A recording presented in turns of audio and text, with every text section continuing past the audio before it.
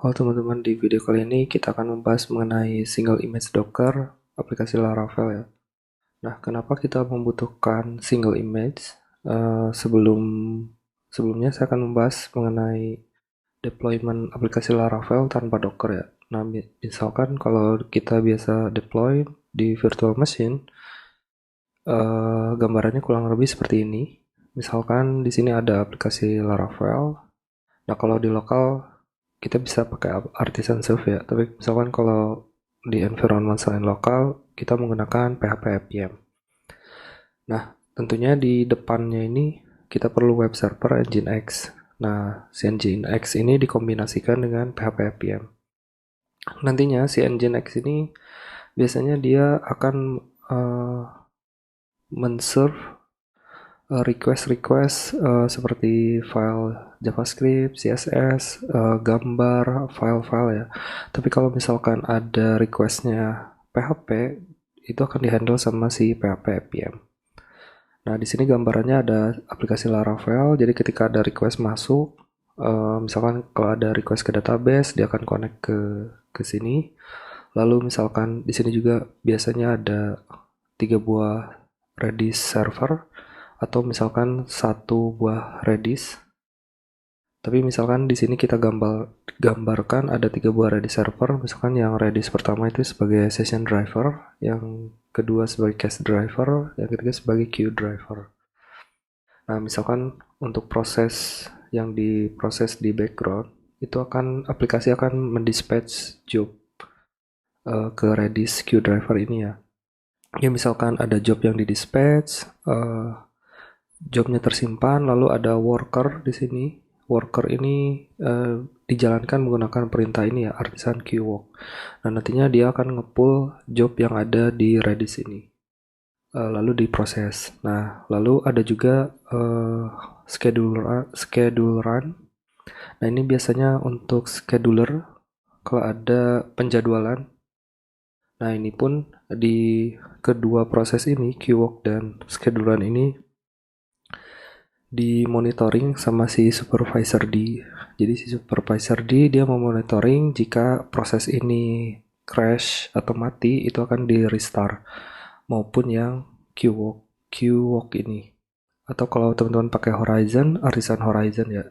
Nah, tentunya ini kalau menggunakan tanpa Docker ya. Menggunakan tanpa Docker. Jadi ada Nginx, PHP APM, lalu ada artisan schedule run dan artisan queue ya. Ini untuk scheduler dan worker. Nah, gambarannya kalau misalkan kita menggunakan Docker, uh, jadi di sini kita memerlukan tentunya yang pertama container Nginx ini untuk men-serve static file ya, yang sudah dijelaskan tadi CSS, JS, image, video. Nah, lalu untuk serve PHP filenya kita butuh container APM. Lalu kita pun butuh satu kontainer lagi. Di sini cukup PHP command line interface. Ini bisa menjalankan scheduler dan worker ya. Scheduler atau worker. Nah, tentunya ketiga kontainer ini mereka harus sharing source code ya. Jadi source code-nya ini harus di-sharing menggunakan Docker Volume. Nah, kenapa harus seperti ini, dipisah-pisah seperti ini? Dikarenakan ya itu Docker sendiri menyarankan untuk satu buah proses dijalankan di satu kontainer. Kenapa enggak kita gabung aja misalkan Nginx sama APM di kontainer yang sama gitu. Nah, karena gambarannya seperti ini. Jadi misalkan di dalam kontainer itu dia menggunakan supervisor ya. Nah, jadi kalau misalkan kita gabung nih APM dan Nginx, misalkan yang APM-nya ini mati, maka si supervisor ini akan menganggap kontainer ini masih sehat gitu. Jadi dianggapnya nggak ada masalah. Padahal di sini sebenarnya APM-nya mati gitu. Jadi ketika ada request ke sini nggak bisa diproses karena APM-nya mati. Tapi si supervisor ini tidak melakukan restart si kontainernya karena dia menganggapnya sehat. Nah, makanya untuk kasus seperti ini di Laravel ya mau nggak mau kita harus pisahkan ya, kontainer APM sendiri, Nginx sendiri, worker sendiri, seperti itu. Nah, terus di sini kita bisa menggabungkan. Nah, ternyata, nah ini menggunakan kontainer menggunakan S6 overlay ya. Nah, kalau exec overlay ini dia bisa mendeteksi nih. Nah, misalkan kita gabungin yang APM-nya mati, nanti terdeteksi bahwa ini kontainernya ini nggak sehat ya. Nah, nantinya si Docker daemon akan melakukan restart si kontainer ini agar dua proses ini jalan kembali. Kurang lebih seperti itu. Nah, jadi di sini saya udah menyiapkan panduan cara melakukan build single Docker image-nya. Nah, jadi teman-teman tinggal ikuti aja yang ada di sini. Nanti saya cantumkan linknya. Intinya kita memakai image yang dari server side up PHP ya. Nah, di repository ini hanya membantu dari sisi build image-nya, lalu strukturisasi folder ya. Jadi di sini saya udah bikinin bash script untuk build image dengan lebih mudah. Jadi misalkan nanti ada pilihan seperti ini. Jadi mau pakai schedulernya mau diaktifkan, atau background jobnya mau diaktifkan ya atau tidak. Terus nanti ada pilihan PHP versi berapa, lalu nama image-nya apa, seperti itu. Lalu misalkan kalau kalau apa schedulernya nggak pakai scheduler, nanti di dalam image tersebut tidak akan ada proses scheduler ya. Jadi jadi semacam plug and play ya. Jadi nanti di sini yang APM dan Nginx ini wajib, tapi scheduler dan worker ini opsional sifatnya. Jadi kalau misalkan tidak dipakai ya dua proses ini kita akan tidak jalankan gitu. Akan tidak dijalankan gitu. Ya, jadi kalau teman-teman ada kebutuhan untuk deploy ini bukan di virtual machine atau VPS, tapi di cloud, misalkan kayak di Google Cloud atau AWS, yang dimana hanya membutuhkan PPAPM dan Nginx, itu bisa-bisa aja. Jadi scheduler dan workernya ini dihapus ya. Nah, repository ini membantu di sisi itu. Jadi pertama-tama kita coba praktekkan aja. Jadi pertama kita bikin clone repository ini, terus kita masuk ke foldernya. Nah, kita cek seperti ini ya. Nah, lalu selanjutnya kita harus bikin folder src, di mana src ini isinya adalah aplikasi Laravel, teman-teman. Selanjutnya kita akan mengcopy aplikasi Laravel kita, lalu merename-nya menjadi folder src ya. Nah, di sini saya udah punya aplikasi Laravel, namanya Laravel Shop Filament. Saya taruh di folder src.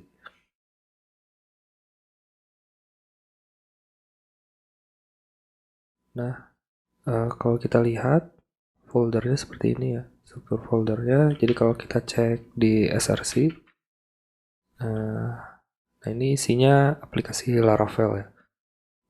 Selanjutnya kita harus bikin env file dan kita isi menggunakan environment variable aplikasi Laravel ya. Nah, di sini saya udah punya env filenya juga, biar cepat. Jadi isi env filenya ya standar aplikasi Laravel ya. Di sini AppKey-nya masih kosong. Lalu koneksi database, username, password, segala macam ini disesuaikan ya. Mungkin yang perlu diperhatikan di sini dbhost dan redis host ya.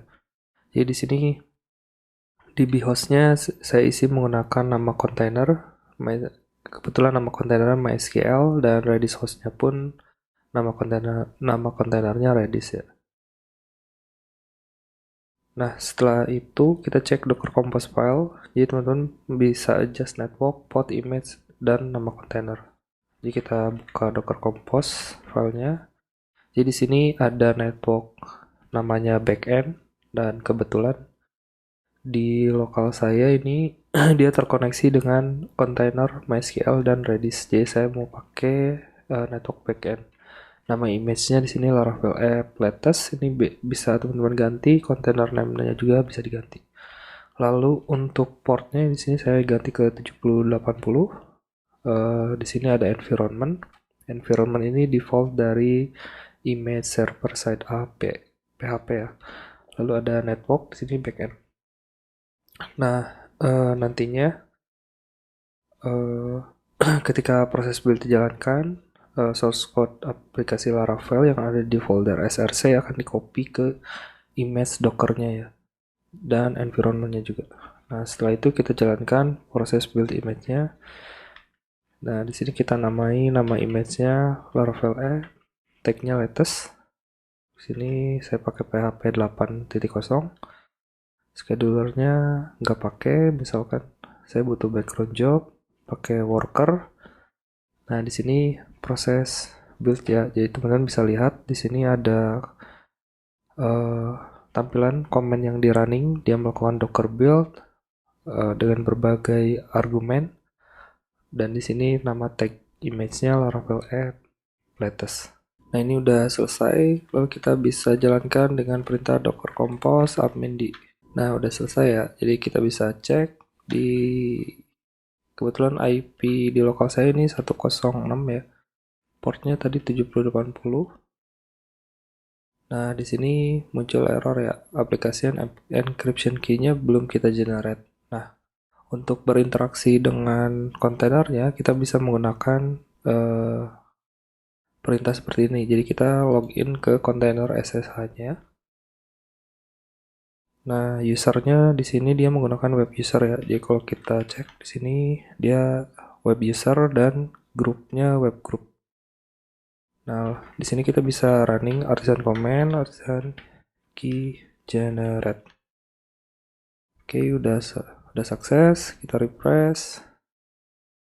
Nah, di sini ada error ya. Saya ada yang kelupaan. Ternyata networknya ini bukan ini ya. Bukan backend. Jadi nama networknya tuh bentar. Jadi kita matiin dulu docker compose down.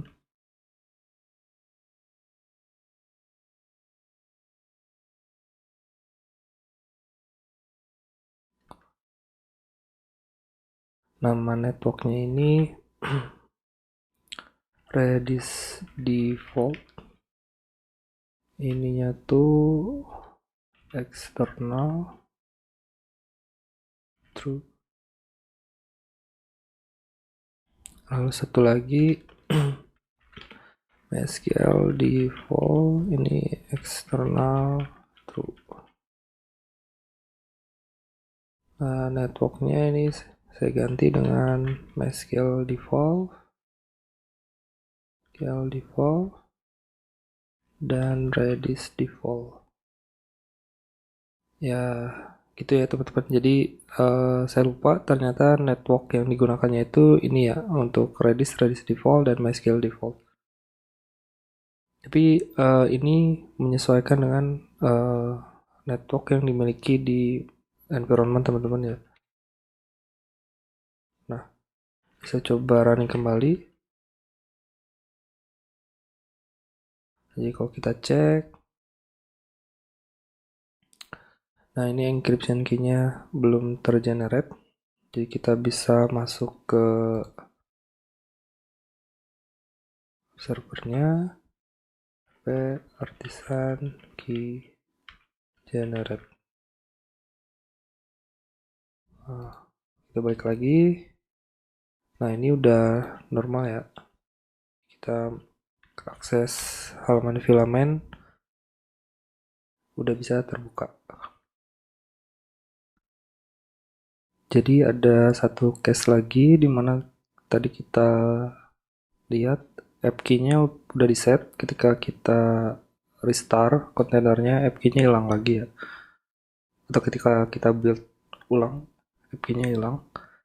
Nah, untuk mengatasi cara itu, kita bisa apa? Kopikan app key yang sudah tergenerate ini.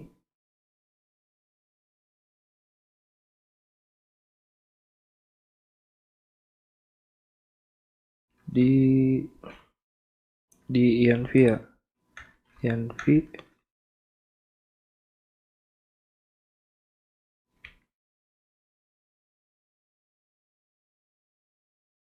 Oh, kita build ulang image-nya.